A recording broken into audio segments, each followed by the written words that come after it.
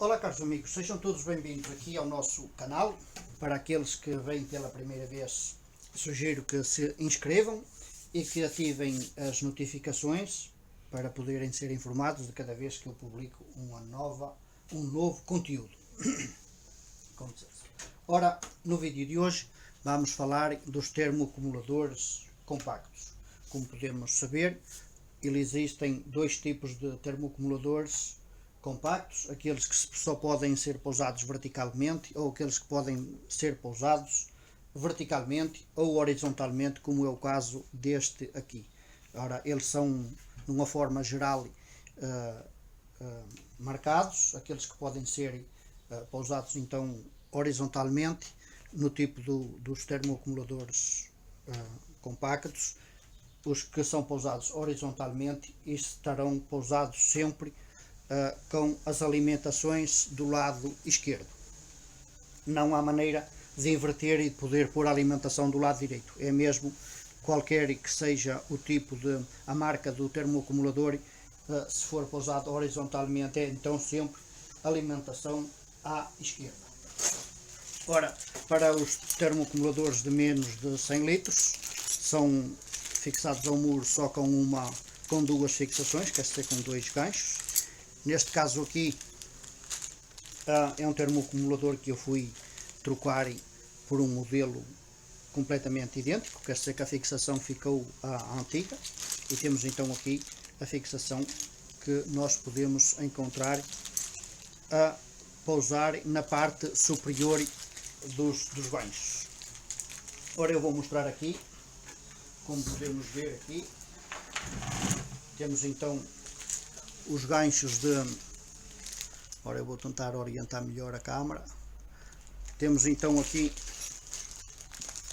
a fixação do sistema, e então, se for pousado verticalmente, teremos de utilizar dois ganchos, um aqui e um aqui, e se for pousado horizontalmente, é um aqui e outro aqui, para termoacumuladores de menos de 100 litros.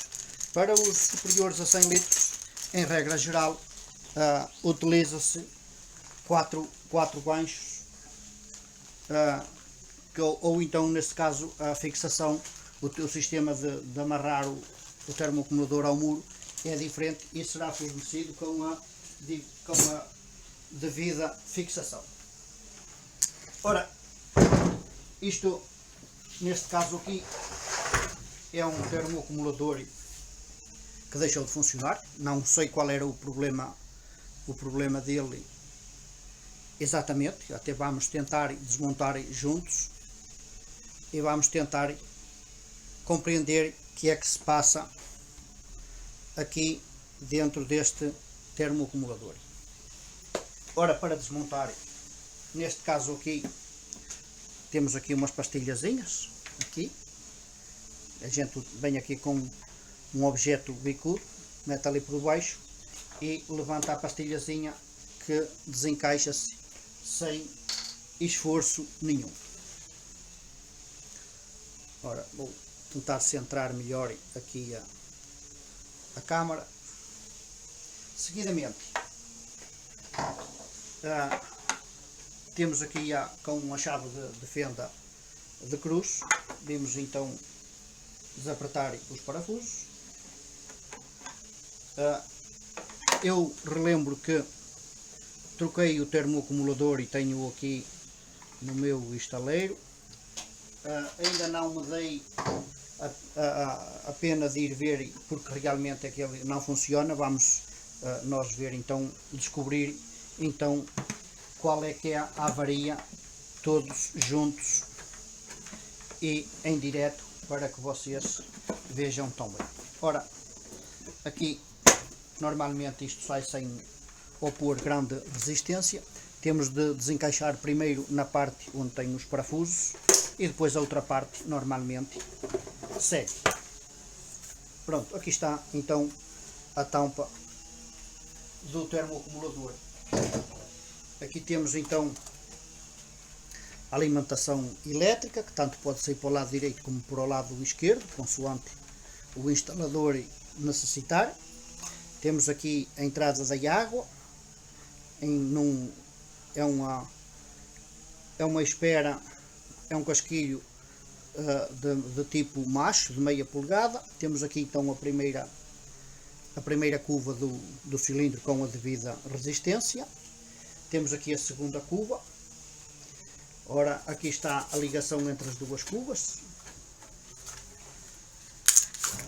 Tenho aqui esta pecinha em esferovite que permite fazer a isolação aqui deste tubo que é em inox.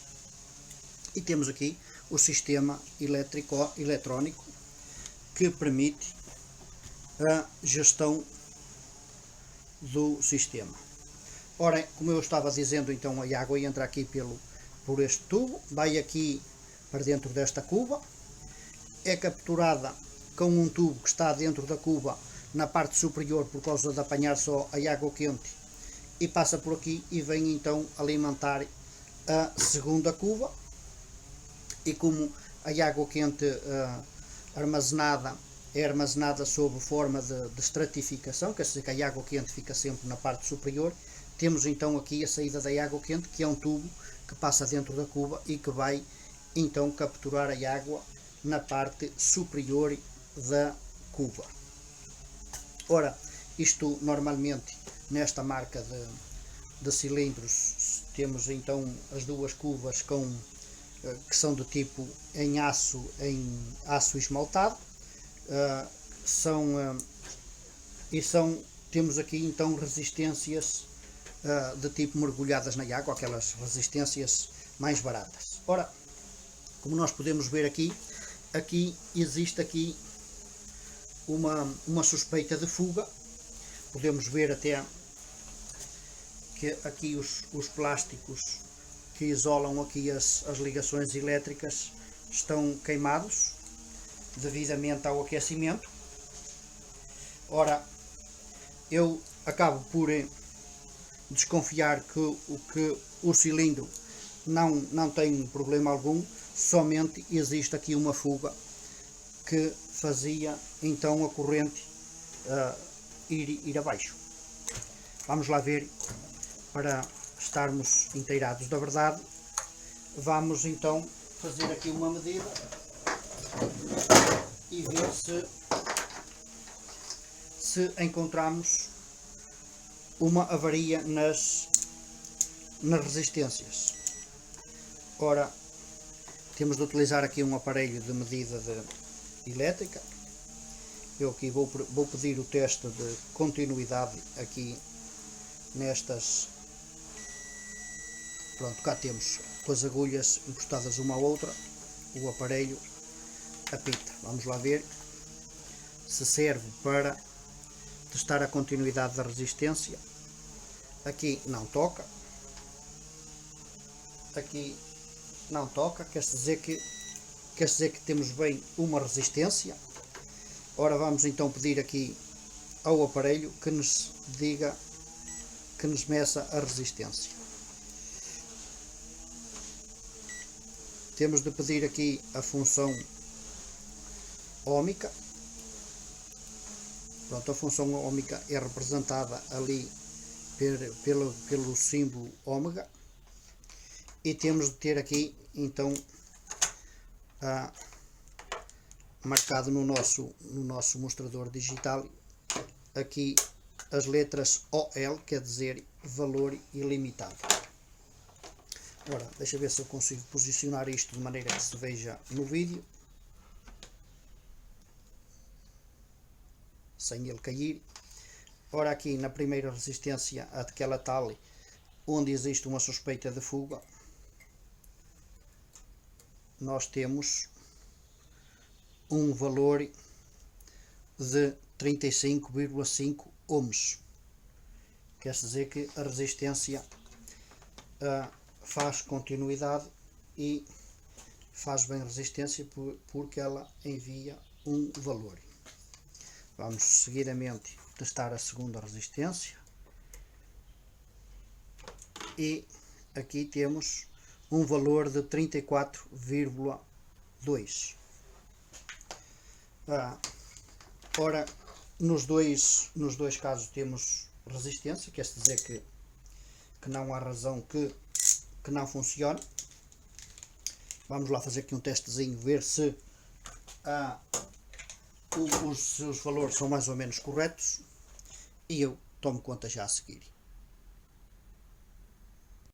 Ora, vamos então lá fazer aqui um cálculozinho rápido que nos permite de verificar se o valor óhmico das resistências equivale mais ou menos àquilo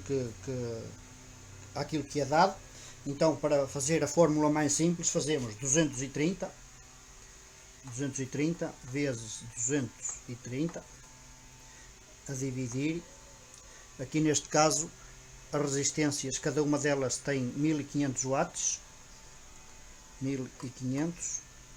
Ora, 230 vezes 230 a dividir por 1500, podemos fazer 230 vezes 230 dá 52.000. A dividir pela potência da resistência, 1500, é igual a 35,2, sem contar as decimais. Ora, isto é a fórmula mais prática de conhecer o valor óhmico de uma resistência elétrica. É multiplicar então 230 vezes 230, seja o valor médio da potência da corrente, 230, a corrente oscila, a corrente elétrica nas casas individuais oscila entre 220 e 240, quer dizer que os aparelhos são feitos para funcionar a uma potência então de 230 volts. 230 ao quadrado, quer dizer 230 vezes 230 a dividir pela potência em watts ou quilowatts da resistência, vai nos dar então o valor óhmico das resistências. Como nós podemos ver, alguns minutos atrás tínhamos 35 ohms numa resistência e tínhamos 34 e qualquer coisa na outra, quer dizer que há uma tolerância de 5%. Podemos então dizer que as resistências estão em perfeito estado. Quer dizer que vem confirmar a minha suspeita de somente haver uma fuga aqui que então fazia disjuntar a corrente elétrica. Ora, aqui temos a sonda elétrica que permite de gerir as temperaturas. Isto também relembro que as duas resistências nunca estão a funcionar em paralelo, quer dizer que funciona em simultâneo, quer dizer que funciona sempre primeiro do lado direito e somente quando a do lado direito, enfim, a do lado esquerdo, a da saída da água, quando esta cuba estiver a temperatura, aí nesse caso vai ligar a resistência do lado da entrada da água fria. Ora, também vou mostrar como é que isto é feito lá por dentro.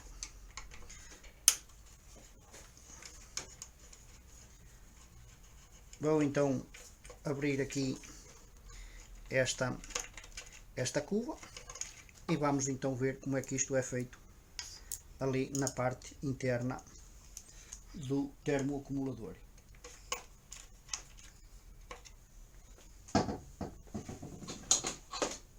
Ora, para abrir,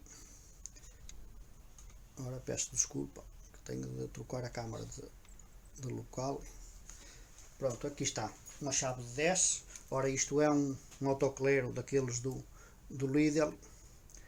A particularidade que tem, que eu nunca vi isto em mais parte nenhuma, é que este autoclero é furado, como podemos ver, de maneira a poder desapartar parafusos que ultrapassem a porca, ou que tenham um comprimento mais importante, porque o parafuso vai passar dentro do mecanismo do autoclero. Ora, vamos lá então desapertar.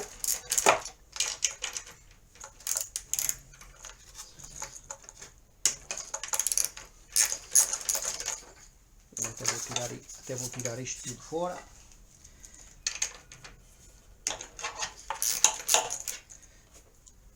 Eu até estou a fazer isto mais ou menos ao contrário, porque eu primeiramente havia de tirar esta caixinha elétrica, eu havia de tirar isto tudo aqui para fora, para poder trabalhar mais à vontade. Mas aqui o objetivo é só mesmo mostrar como é que isto funciona e quer-se dizer que não é mesmo importante estar a desmontar a totalidade, porque não é o nosso objetivo.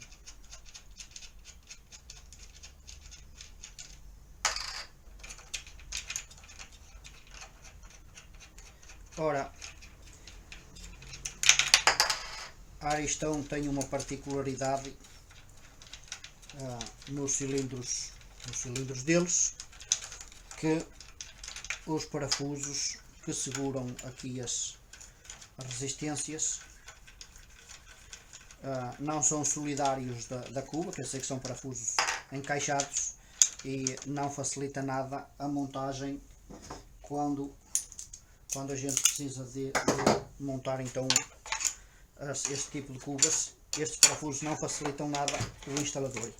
Ora, neste caso isto é geralmente um pouquinho duro a descolar, porque isto aqui é uma borracha, e a borracha geralmente cola-se no meio das duas partidas metálicas, e então às vezes custa um bocadinho a tirar. Ora, cá temos então a resistência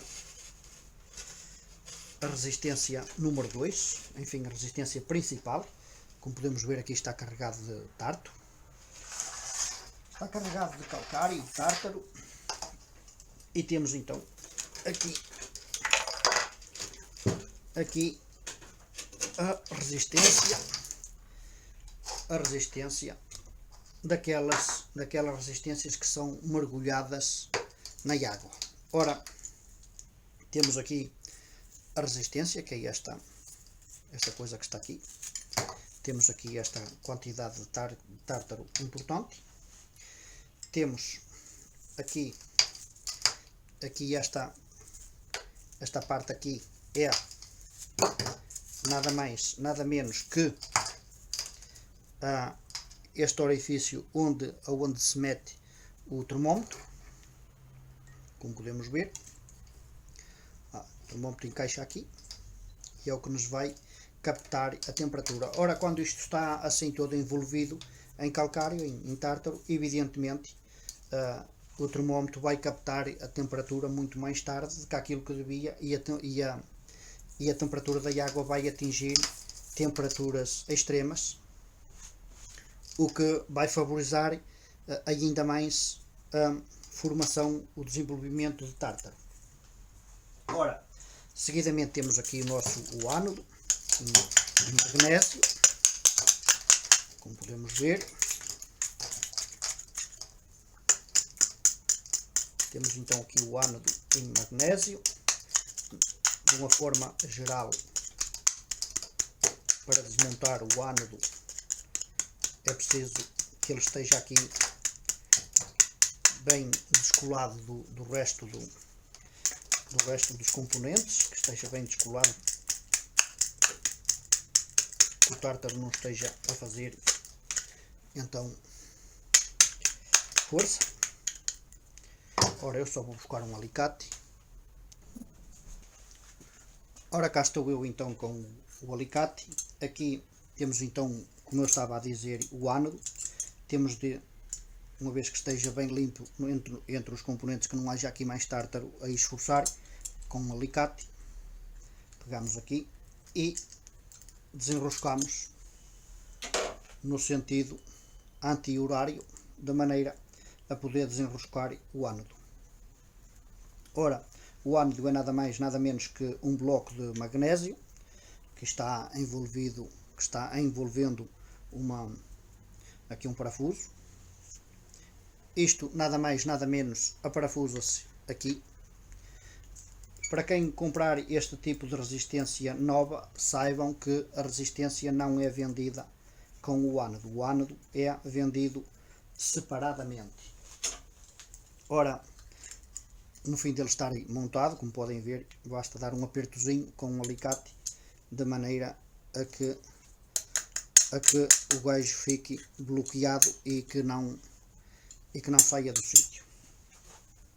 Ora, também uma particularidade que existe nesta resistência, como podemos ver, ela é inclinada para um lado. Em caso que o seu termoacumulador esteja em posição vertical, a nossa resistência vai ficar nesta posição, não é verdade? Nesta posição aquece a totalidade da água, não tem o mínimo problema. Mas se o seu termoacumulador for pousado de forma horizontal, de maneira em posição horizontal, temos imperativamente de respeitar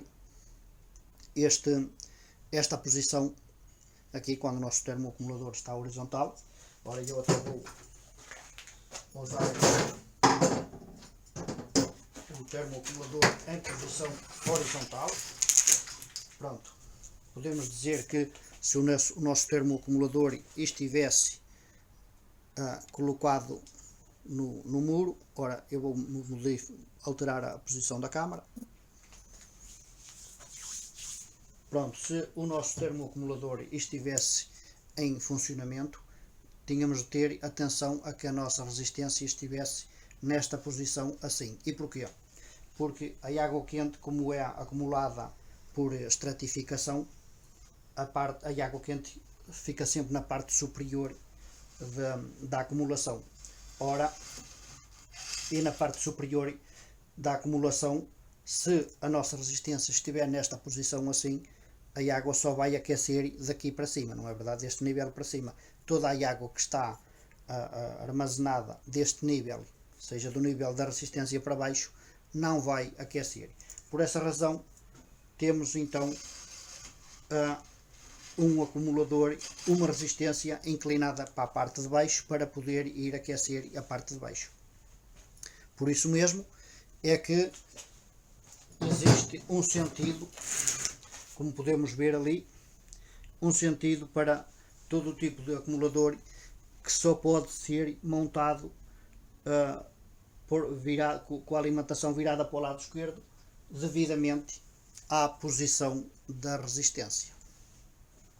Pronto, até aqui acho que toda a gente compreendeu, e agora vou tentar filmar ali dentro da cuva para ver como é que isto é feito lá dentro.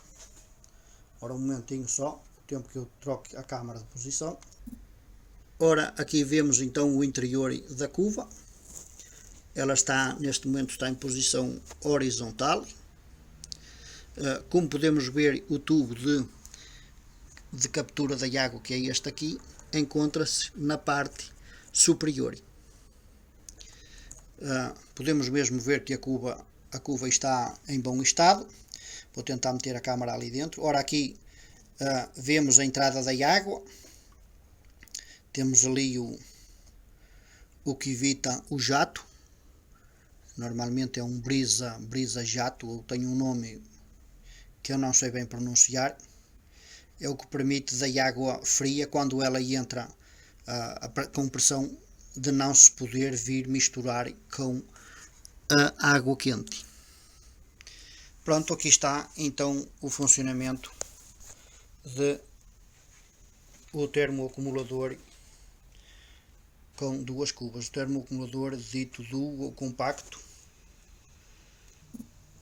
Ora, uma das particularidades da Ariston é que a Ariston só tem deste tipo de termoacumulador da Ariston, está sempre equipado com resistências mergulhadas na água, que provocam muita formação de tártaro em comparação a outros tipos de cilindro, como a marca Thermor ou outras marcas mais sofisticadas, onde utilizam as resistências em ambiente seco, que essa é uma resistência muito maior. Ora, eu até já fiz um vídeo sobre os diversos tipos de resistência. Eu vou meter então o link na descrição para que cada um possa ir ver os diversos tipos de resistência que existe nos termoacumuladores. Para aqueles que necessitam de desencaixar a parte digital, tem de se vir aqui do lado, e tem aqui um gancho aqui na parte de dentro, podem acreditar que não é nem muito fácil de acesso, nem muito prático. Tem aqui assim uns ganchinhos aqui que é preciso desencaixar e para poder então tirar a parte digital. Depois a gente carrega ela para fora e ela, uma vez que os ganchos estejam abertos, ela sai, já está. Pronto, agora não é, confesso que não é muito prático e até isto também não é feito bem para ser desmontado, visto que isto geralmente funciona a tanto mais tempo do que o termoacumulador. Como podem ver, não é muito prático. Aqui encontramos então um dos ganchos aqui, encontramos outro aqui e outro aqui deste lado, que até já está quebrado. Até pode ser que tenha sido eu que o quebrei.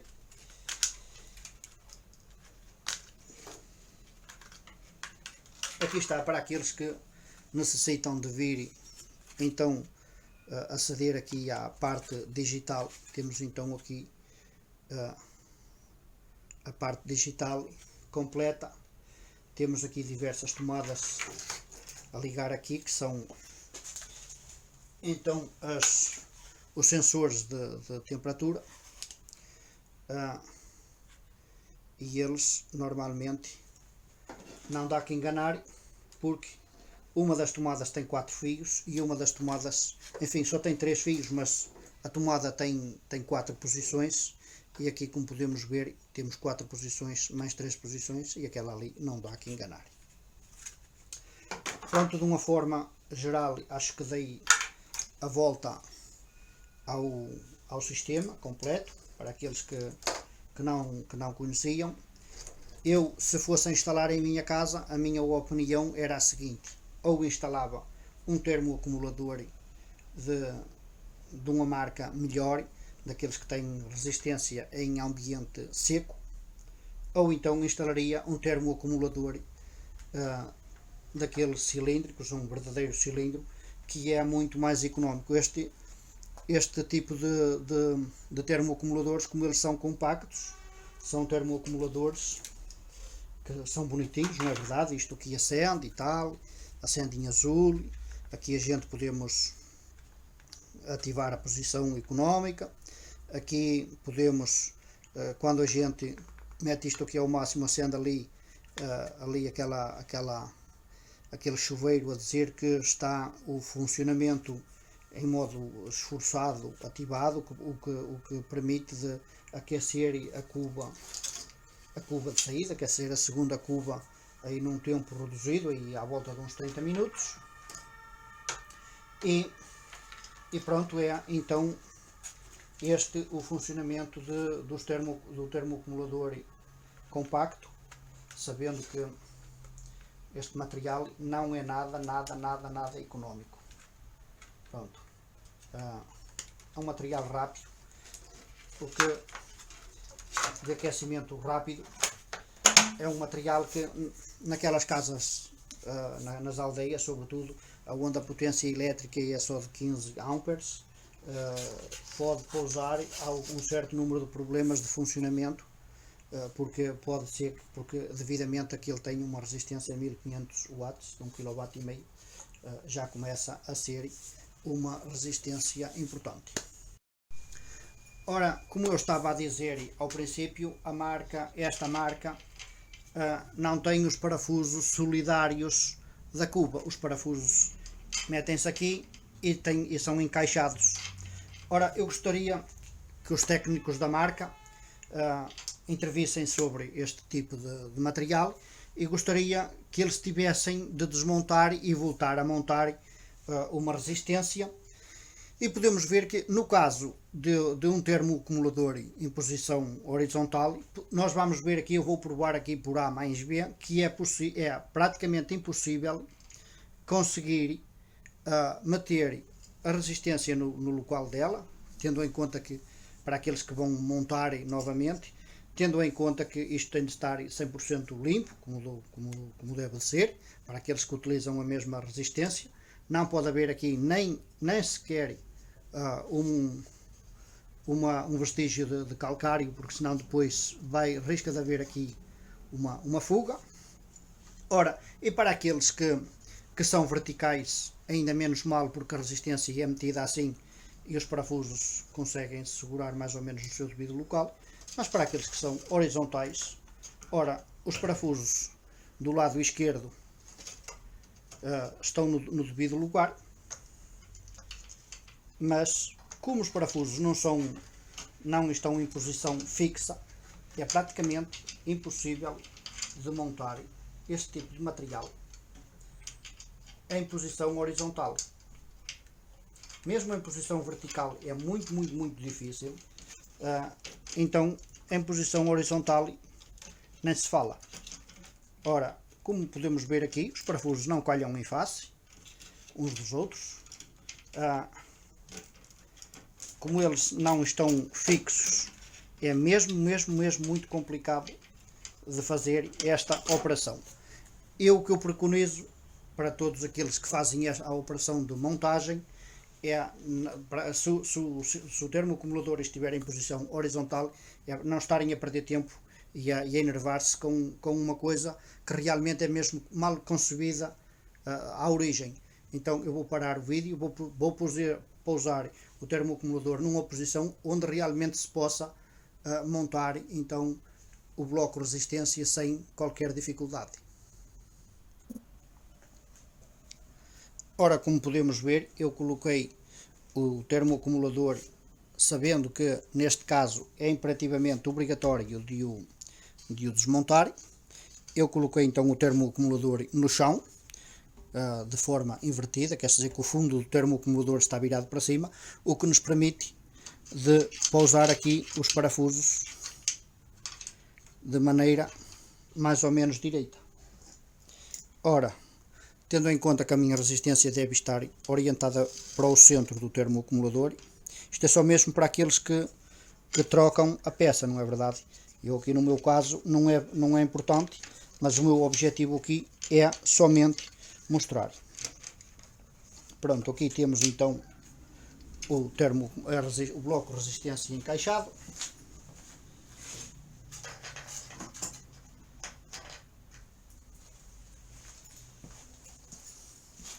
Igualmente, como a junta aqui por dentro, aqui o vedante tem uma forma um pouco esquisita, que eu até nem mostrei, mas ainda estou em tempo. Tem aqui uma forma esquisita, quer dizer que esta parte tem de encaixar ali na cuva. Ora, encaixamos então aqui o nosso bloco de resistência aqui no devido lugar.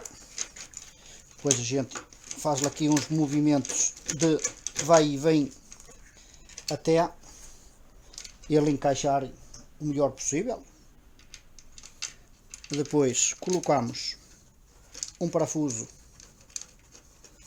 de cada lado da resistência, como se fosse uma roda de automóvel.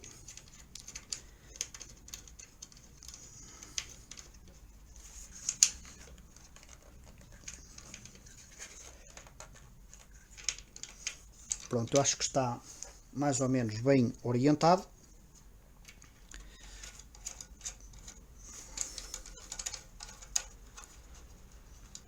Aconselho a não utilizarem nem massas de tipo nenhum para a montagem, que seja no interior do bloco de resistência, porque como vai estar ao contacto de água quente, nem mesmo a massa ou a base de silicone é compatível com águas que atinjam altas temperaturas. Por isso é importante de saber que não se deve colocar massa nenhuma. Muita gente tem o costume de utilizar massa consistente baseada em silicone, massa ou silicone, que é de qualidade normalmente alimentar, e é o que se utiliza nas torneiras, na reparação de torneiras e coisas assim do género. E muita gente tem o costume de utilizar essas massas para lubrificar a borracha, para que haja um contacto optimizado com o ferro. Nos casos de água quente, termoacumuladores e coisas assim, é evitar esse tipo esse tipo de massas que pode vir a dar um certo número de problemas a nível sanitário. Pronto, aqui então agora neste caso estou a apertar, é só mesmo informativo porque aqui o meu termoacumulador vai para o lixo.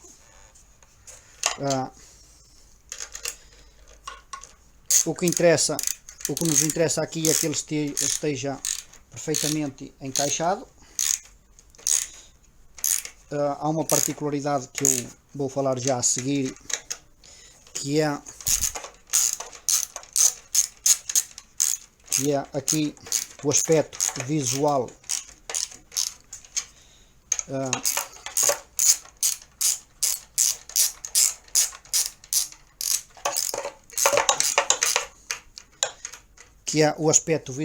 dentro aqui do local. Por exemplo, aqui podemos ver que tem um espaço maior do que tem do lado dali, mas isso não quer dizer que a minha peça não esteja bem montada. De toda maneira, isto encaixa num local devidamente adequado e quer dizer que isto não pode ficar muito descentralizado. Como podemos ver ali, esta resistência está montada de fábrica e igualmente tem também um espaço maior aqui do que ali. Por isso, não se preocupem se caso for a fazer a montagem e que encontrem este tipo de diferença. Um jogo menos importante aqui do que ali daquele lado é somente a caixa em plástico que não foi bem centrada no momento da fabricação ou no momento da isolação do aparelho.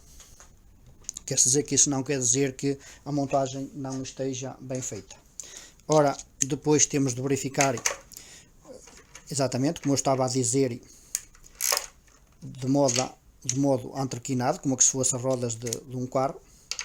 Bom, isto normalmente utiliza-se uma chave dinamométrica, acho que é assim que se pronuncia, dinamométrica, exatamente, que aperta os parafusos todos com a mesma força. Aqui, neste caso, não adianta estar com isso, basta tentar verificar que os parafusos estejam todos bem apertados e pronto, e assim se faz então a montagem deste material. Pronto, isto aqui até não é bem importante, porque não é nada importante, queria eu dizer, como eu estava a dizer, é uma peça de recuperação que vai para o lixo. Então, pronto, seguidamente temos então aqui a nossa ligação. Vermelho sempre do lado do tubo vermelho, azul sempre do lado do tubo azul. As resistências, para aqueles que encomendam as duas resistências de uma vez, temos a resistência amarela, que é a resistência do lado da entrada, e a resistência vermelha, que é a resistência do lado da saída. Convém respeitar a ligação aqui com os fios que vêm aqui da caixinha de gestão. Podemos ver que temos dois fios vermelhos e dois fios azuis do lado da entrada e vermelhos do lado da saída. Ora bom, se caso os invertesse funcionaria igual, só que não havia prioridade à cuba de saída. Que essa aqui aquecer primeiramente a cuva de entrada. Se a pessoa consumisse bastante água, ia então aquecer e então ter de esperar várias horas para que a segunda cuba tivesse aquecido também. Por isso é só mesmo essa a particularidade.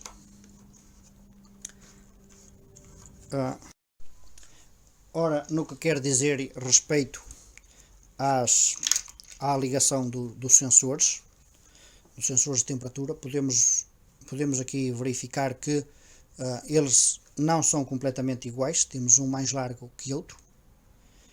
Isto é devidamente, é uma precaução para que não se possa inverter o de um lado para o outro, o que faria uma medida falsa. Podemos então ver que Este aqui entra, mas se for meter este, ele já não entra. Não somente já dá para ter aqui um apercebido que alguma coisa não está bem, visto que o fio está muito esticado, não é? Agora deixa cá ver se eu vejo isto melhor.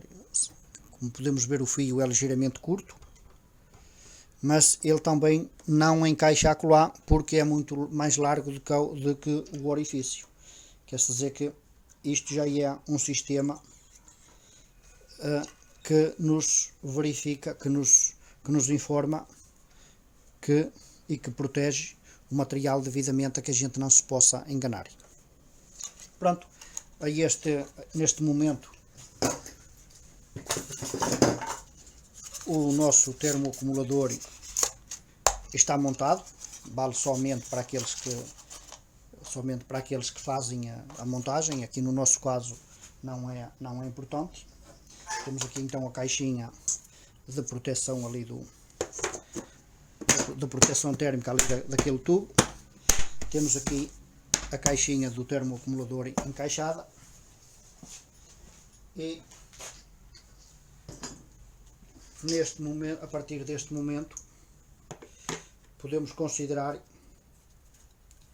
que para aqueles que fazem a montagem ou que mudam uma resistência ou coisa do género, podemos considerar que o trabalho está acabado.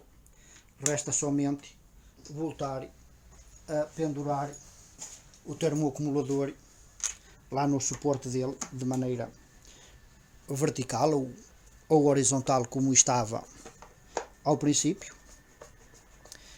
Voltar a fazer as ligações e pronto. Pronto, caros amigos, espero que este vídeo lhe possa mostrar como funciona então o termoacumulador. Fico grato de terem assistido o vídeo. Não esqueçam de likear, de partilhar e de se inscreverem no canal e de ativar a sinetazinha para serem informados quando eu publicar um novo conteúdo. E até breve.